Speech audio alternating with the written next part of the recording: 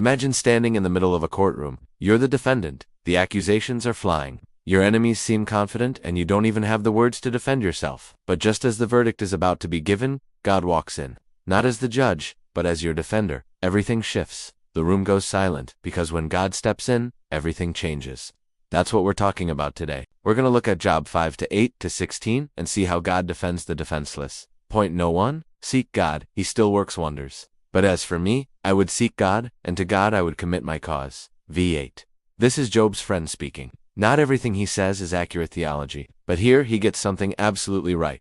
When life doesn't make sense, seek God. Not Google, not gossip, not grudges God. Why? Because he does great things, and unsearchable, marvelous things without number. V9. He is not just a God of the past, he's the God of right now. The same God who parted the Red Sea can part the obstacles in your life. The same God who healed the blind can restore your broken vision and purpose.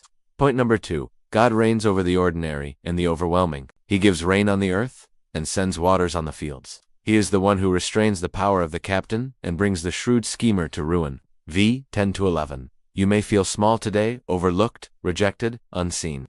But listen, God is not just present in the thunder and fire. He's present in the rain, in the fields, in your Monday mornings. He lifts the lowly. He comforts the mourning. If you've been crying in the dark, he's the one who turns mourning into dancing. If you've been overlooked, he's the one who crowns the humble with honor. He doesn't just change the weather, he changes your story. Point 3. God frustrates the plans of the wicked.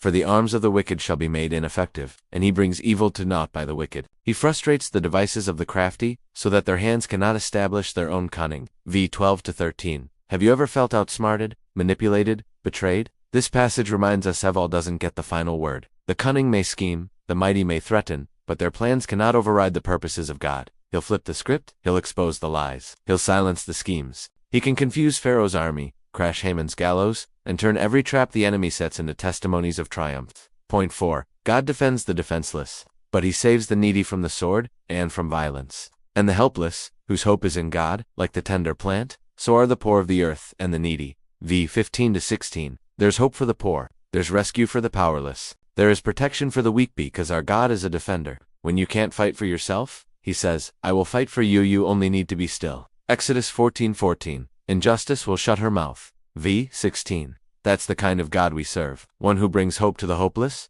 strength to the broken, light in the darkness, and one day, injustice will shut her mouth. So what do? Like Job said, I would seek God. Let that be your posture. Let that be your declaration today. Seek God, commit your cause. Because when God steps in, the enemy backs off. The night turns to morning, and your battle becomes his victory.